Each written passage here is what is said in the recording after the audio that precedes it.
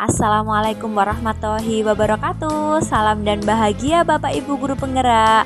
Video ini adalah hasil diskusi kelompok 2 yang berkaitan dengan nilai dan peran guru penggerak pada modul 1.2.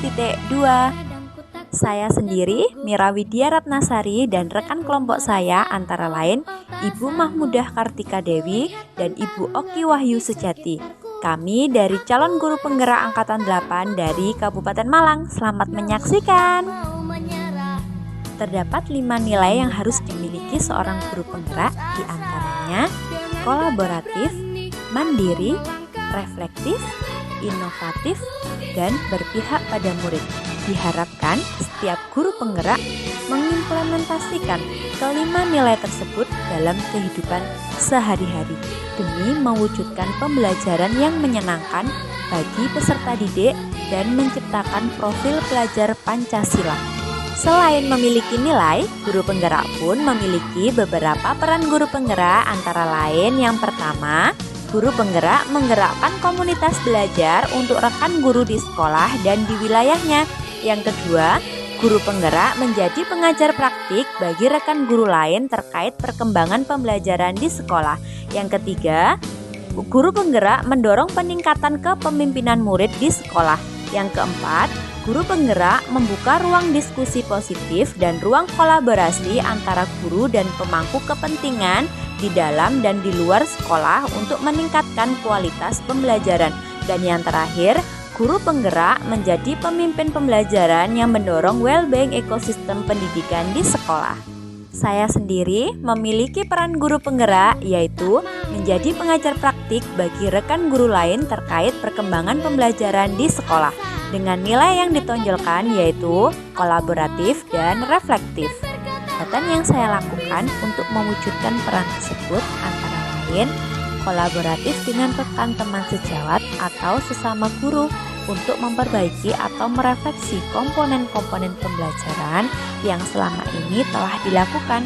Kolaboratif juga merupakan suatu sikap saling ketergantungan secara positif dengan tanggung jawab setiap individu, kerjasama, serta keterampilan komunikasi interpersonal.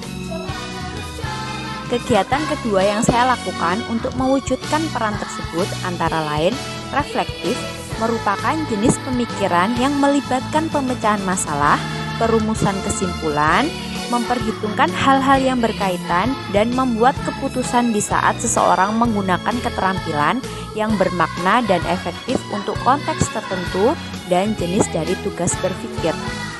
Langkah dalam menyusun rancangan kegiatan, yang pertama, saya merefleksi proses pembelajaran hari ini berjalan lancar atau tidak. 2. Menyimpulkan hasil refleksi diri yang telah dibuat.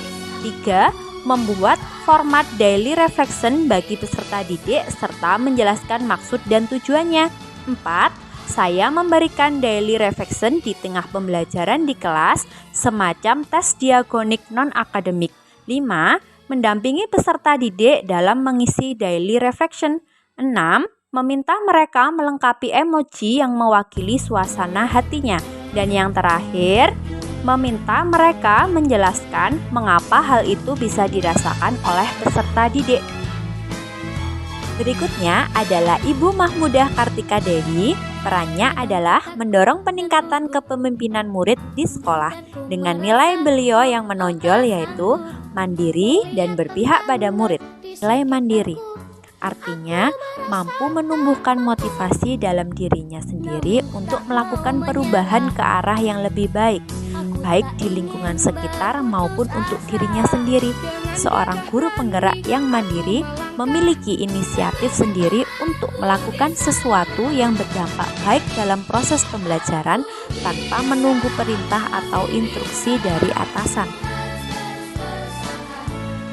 Selanjutnya, kegiatan yang kedua yang beliau lakukan yaitu pendidikan yang berpihak pada murid, menitik beratkan pada anak sebagai prioritas utama yang harus dilayani. Setiap anak memiliki kemerdekaan untuk belajar sesuai dengan keinginan dan kemampuan dari masing-masing anak, dan guru berperan sebagai fasilitator. Strategi penguatan yang beliau lakukan antara lain menguatkan pendidikan karakter, kemudian menyesuaikan pembelajaran sesuai dengan kebutuhan dan gaya belajar siswa, sehingga anak dapat belajar dengan rasa nyaman tanpa adanya tekanan, memfasilitasi partisipasi aktif siswa dengan memberikan kesempatan kepada siswa untuk berinteraksi dan berkolaborasi, kemudian memberikan ruang kepada anak untuk mengembangkan potensi, bakat, dan minatnya melalui kegiatan ekstrakurikuler, lomba, dan kejuaraan. Dan yang terakhir ada Ibu Oki Wahyu Sejati, perannya adalah menjadi pemimpin pembelajaran yang mendorong well-being ekosistem pendidikan di sekolah. Dengan nilai beliau yang menonjol yaitu nilai inovatif. Kegiatan yang beliau lakukan yaitu berinovasi, memungkinkan kita untuk meningkatkan pengalaman belajar siswa, menumbuhkan minat mereka, dan membantu mereka mengembangkan keterampilan yang diperlukan.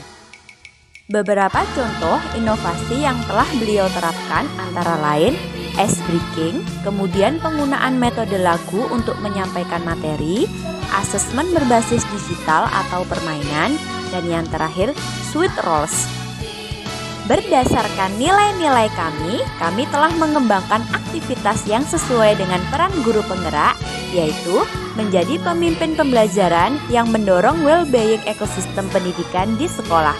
Dan nilai yang kami kembangkan adalah nilai inovatif. Jenis kegiatan yang akan kami canangkan adalah asesmen berbasis digital atau permainan.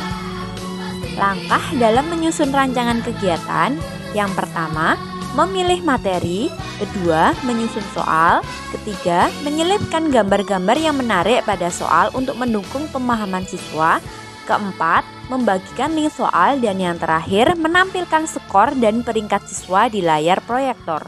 Yang kami peroleh dari manfaat kegiatan yaitu yang pertama, melatih kemandirian siswa, kedua, memotivasi siswa untuk meningkatkan prestasinya, tiga, mendorong kolaborasi dan kompetensi sehat antar siswa, empat, menyediakan akses ke berbagai materi, dan yang terakhir, membuat ulangan menjadi menarik dan menyenangkan. Nilai-nilai yang ada dalam kegiatan asesmen berbasis digital atau permainan yaitu memotivasi dan melibatkan seluruh peserta didik dalam pembelajaran. Kedua, melatih kemampuan peserta didik seperti kemampuan literasi dan keterampilan berhitung. Tiga, sebagai media terapi untuk mengatasi kesulitan kognitif. Empat, memainkan peran atau profesi tertentu sebelum praktek dalam kehidupan nyata. Dan yang terakhir, memberdayakan peserta didik sebagai produsen multimedia atau konten berbasis game.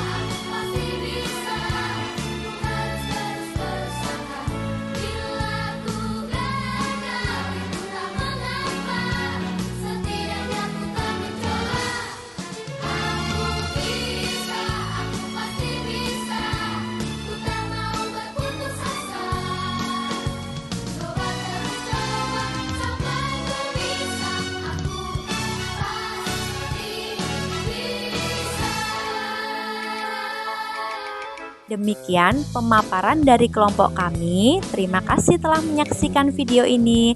Tetap semangat, salam dan bahagia Bapak Ibu Guru Penggerak. Wassalamualaikum warahmatullahi wabarakatuh.